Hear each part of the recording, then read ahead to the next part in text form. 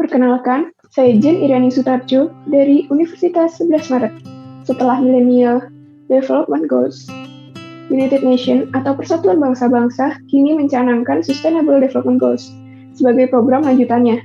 SDGs dikenal sebagai Global Goals, merupakan suatu ajakan bersama atau universal untuk melakukan aksi dengan tujuan mengakhiri kemiskinan, melindungi bumi, dan menjamin bahwa semua orang dapat menikmati hidup yang damai dan sejahtera.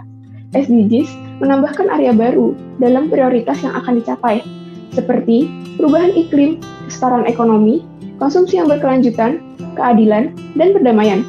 Pada 25 September 2015, 193 anggota Majelis Umum PBB mengadopsi Agenda Pembangunan tahun 2030 yang berjudul Transforming Our World, the 2030 Development Goals, Agenda for Sustainable Development, yang kemudian disebut sebagai SDGs.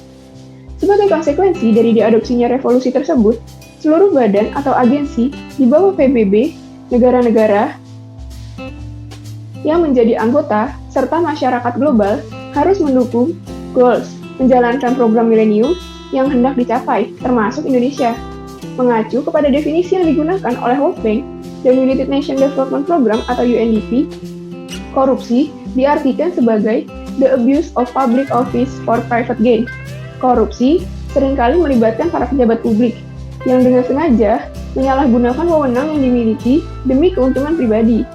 Sedangkan menurut Undang-Undang Nomor 31 Tahun 1999 tentang pemberantasan tindak pidana korupsi, korupsi merupakan tindakan memperkaya diri sendiri, penyalahgunaan wewenang dan kekuasaan, memberi dan menjanjikan sesuatu kepada pejabat atau hakim, berbuat curang, melakukan penggelapan, dan menerima hadiah terkait tanggung jawab yang dijalaninya.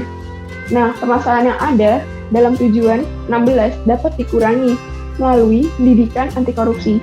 Pengalaman Indonesia dalam melawan korupsi bisa jadi pelajaran yang baik bagi negara-negara lain dalam implementasi SDGs, khususnya di poin 16.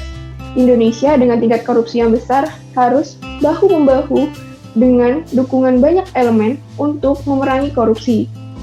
Dengan masih meningkatnya tingkat korupsi, tidak hanya SDGs poin 16, namun juga berpengaruh terhadap pencapaian poin-poin lainnya. Salah satu upayanya adalah dengan terjun langsung untuk menanamkan fondasi anti korupsi sejak dini, untuk membantu pemerintah mewujudkan generasi bebas korupsi, dan kita sebagai agent of change nantinya akan menyebarkan prinsip anti korupsi di lingkungan masing-masing.